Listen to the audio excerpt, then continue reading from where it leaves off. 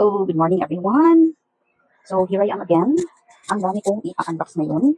Kaya before unboxing, ay mag-mekos-mekos muna tayo sa ating face. So this is the one that I'm using. So tapos na akong mag-toner, tapos na akong mag-serum or essence, and then it's my third process na. I'm on the third step of my process, and this is the one. So ito yung gagamitin ko. So ang tagal ko na hindi ginagamit to. So this is the Luminate 5 vitamin cream. So, this is the one, vitamin C na po siya. So, ang sabi, so dahil 5 ay, all-in-one na, pwede ka na hindi na mag-foundation ito. So, depende sa'yo.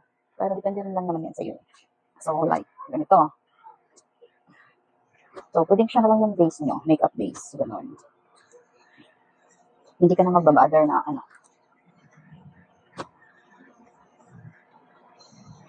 Ayan, so this side here, nag-blend ko na. So, and ito naman. Saan na yun?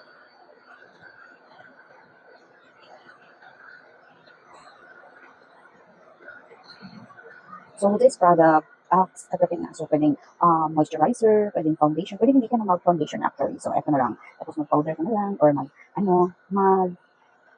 mag-blush, or mag-proceed ka na lang sa makeup mo. So, ganun. So, may moisturizing effect na siya, may concealer o concealing effect. So, pwede rin siyang gamitin concealer. So, dito, dahil ang dami nila, so, nung nag-breakout ako, so, ayan. So, dinamihan ko sa bandang yan. Kasi ang dami kong dapat i-hide.